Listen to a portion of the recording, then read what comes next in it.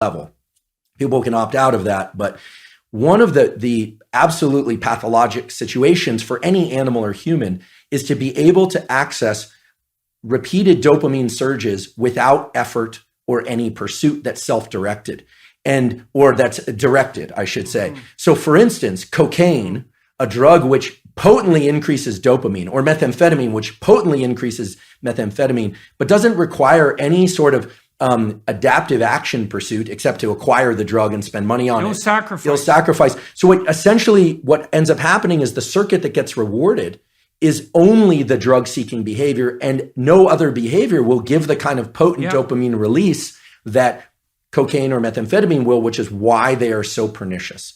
Now, likewise, right. I'm not... Well, plus they have that powerful reinforcing effect, right? So not only do you get that kick, but what's reinforced by the dopamine release is the behaviors that were right prior, particularly right prior to the ingestion. And if all that is the drug-taking behavior, that's all that develops. That's right. You build that monster inside your head. That's right. So I can see where you're going on the pornography. Right. So I was starting to get a lot of questions. I was kind of surprised. I thought, well, I'm male and, maybe that's why they feel comfortable asking. But people were saying, we're asking about pornography, and they were asking, I realize we want to, I'll just be direct about it. They were asking whether or not masturbation was bad. They were asking whether or not masturbation with ejaculation was particularly bad. And here's my stance on this. I'm a biologist and a neuroscientist, not a psychologist. But what we know for sure is that if an individual repeatedly engages in this circuitry, let's say masturbation and pornography with increasingly potent forms of stimulation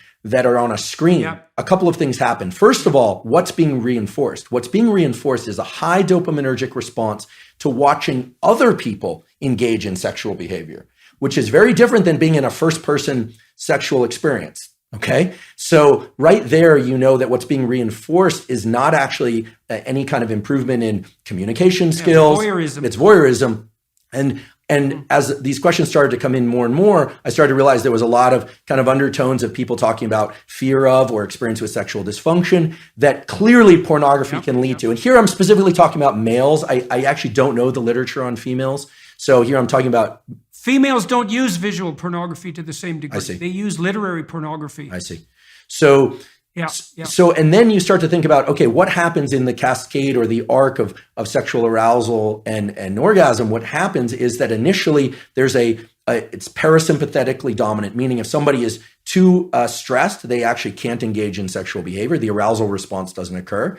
Erection is blunted, but the actual orgasm response and ejaculation is strongly associated with the so-called sympathetic nervous system, which has nothing to do with sympathy. It has everything to do with, it's a kind of a stress response. And then it reverses to a parasympathetic response. And a hormone called prolactin increases dramatically after ejaculation in males. What does that do? That blunts dopamine release and testosterone for a very long period of time, which makes sense if pair bonding and sort of, in our species anywhere, there's this idea that then other molecules would be exchanged with partners, pair bonding, potential for raising mates, etc. Without getting into a huge discussion about that, the point is this. Masturbation and pornography are potently tapping into the dopamine system and can undermine the very processes of what I consider healthy processes of finding a mate, dating, communication, eventually, if it's appropriate, sexual interaction, etc. Like it's undermining pair bonding. And pair bonding. So here's a question. If you're seeking sexual release through pornography and you go through the whole cycle and you get a prolactin release, do you bond with yourself? So this is very interesting. The biology explains it as what's left there is a kind of an open loop, a kind of an emptiness, right? Because bonding with the self is a complicated notion. I mean, there's a healthy version of that, of course, loving oneself and self-referencing. And again, this is more far more your domain than mine in terms of what a healthy self-relation is. But in the absence of a real partner there, of an absence of real sexual partner, there's an open loop of neurochemicals, including oxytocin and prolactin. The dopamine, remember, dopamine goes up during pursuit, anticipation, then peaks and then crashes below baseline after orgasm and ejaculation. So this kind of low that people fear is putting them into an amotivated state. We can think of this, if I were to kind of expand on it, would be, it's this kind of neurochemical, psychological equivalent of making your home environment filthy for a while. not actually putting you into this positive amplification of dopamine. So it depletes the dopamine system.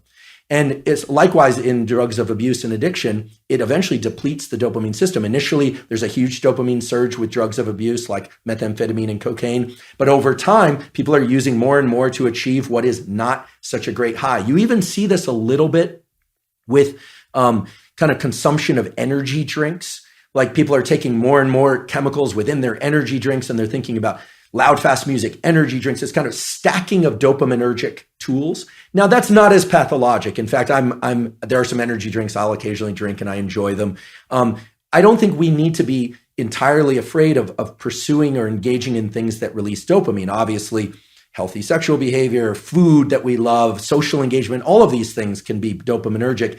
It's the big peaks in dopamine that are not associated with any prior effort or organization of self that are particularly dangerous for the human being. Yeah, well, you could see that's a cardinal danger of affluence. Then that's right. This is why the children of right? That's right. You cannot get rats addicted to cocaine if they live in their natural environments. Is that right? You can only get rats addicted to cocaine if they're isolated rats in a cage. Yeah, they won't bar press for cocaine in a natural environment, and it's because they have alternative sources of dopaminergic gratification. Very interesting. So, it's very interesting. Yeah, the children of very wealthy people who are overindulged, I've seen that many times, many times, and it is a very sad sight. Well, they're not optimally deprived, eh? And that issue of optimal deprivation, that's a killer issue for an affluent society.